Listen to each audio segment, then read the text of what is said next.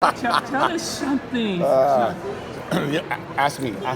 Well, Candace was just telling us that we're going to see more of Iris as a reporter Yes. this season. Can you talk more about Iris' journey? That's something that's really means a lot to fans to see Well, her as a reporter. In order to become a Pulitzer Prize winning journalist, you have to have a media empire. Well, she doesn't, but she needs one, so she's going to have to grow one this season. What does that mean? It means new sets. It means more employees, finally, for the first time. And we're going to meet some of these people in season 6. I'm very excited about some of the new employees that'll be working for The Citizen and seeing Iris actually in charge and as a boss of her paper. It's so great seeing her as like the boss of Team Arrow. She's got some leadership. Mm-hmm. You know, with the crossover this year, I mean, obviously the crossover is a big deal every year. Yeah. Two questions on this is, one, what's the overall feeling about Crisis on Infinite Earths being it? And two, how much of a pain in the ass is it? So it's both of those things. Oh, we could talk all day about that. But I'll be honest with you. I think Crisis happening when it's happening now has turned out to be the biggest blessing for this show possible.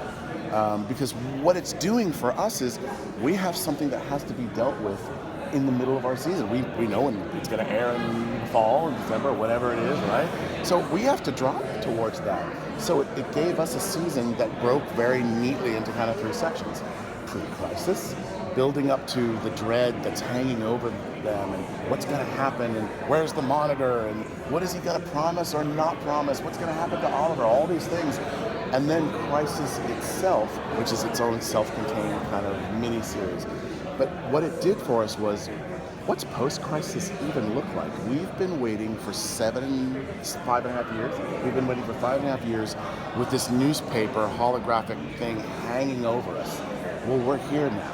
It's not 2024, it's 2019. Once we get past that, it's a whole new game.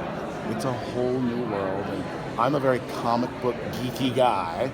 So let the geeky comic book games begin, starting in post-crisis. And I think you're going to see that in season 6, a little bit more of a comic book feel, while also deepening the character emotions. So the comic book is really big and sprawling because Yes, it is. I actually read it recently. God bless you. Occasionally, I do want to do some research. I know it's shocking, but I actually read it. So, is there anything from the comic that you wanted to do that you couldn't do, and is there anything that you wanted to do that you could do, and you were like, "Wow, we did it"? There are things in the Crisis comic book that we wanted to do and are doing that are insanely huge and crazy. I think the scope of this is going to kind of blow people away, but also the intimacy of the character journeys. Because, I mean, you know, we all heard what the monitor said last year to Oliver.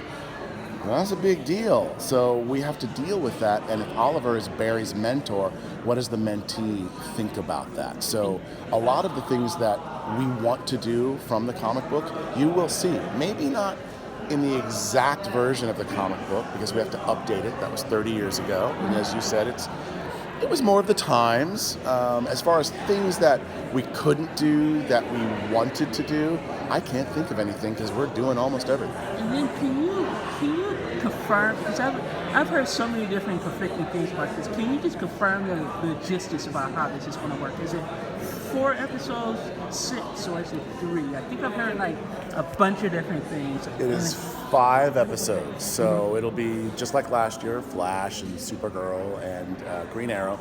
Legends will be back. Awesome. And Batwoman is joining us, so okay. It's the whole gang.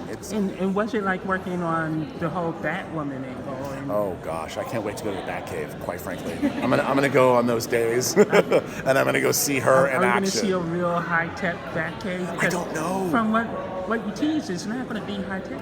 I don't know. I haven't seen the pilot. I haven't even read the pilot script. I told Carolyn, who is the wonderful showrunner of Batwoman, I love your show so much, but I want to experience it as a fan, because I'm a fan first, even though this is my job that I go to every day. I want the joy in my heart, because I'm Mr. Comic Book Geeky Guy.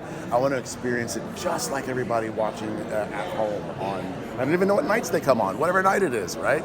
But yeah, I want to go to the Batcave. I want to touch a Batarang. You know, if I can put on her red wig, I'm into it. You know? Given how huge the scope of the crossover is, how has that impacted the way you're telling the first half of the season?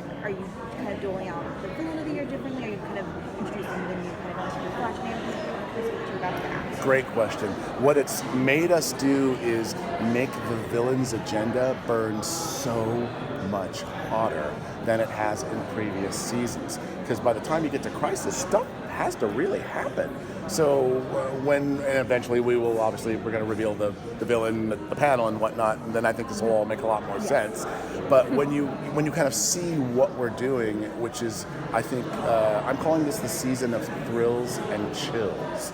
That's kind of the marching orders for season 6. There's a reason for that, because what Team Flash is facing with Crisis is so sad and poignant and horrific, knowing what could happen. I mean, the world might end. What does that do to our heroes?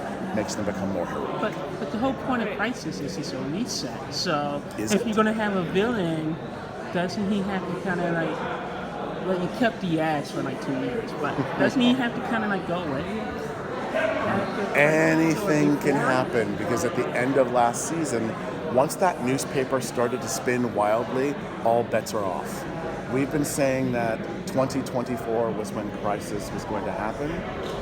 It's 2019. That means no rules apply. Anything you might have known or might have thought or might have theorized about the upcoming Crisis might be true, or it might be wildly inaccurate, and that's on purpose. Quick question, just I'm sorry, we didn't notice the lights so long.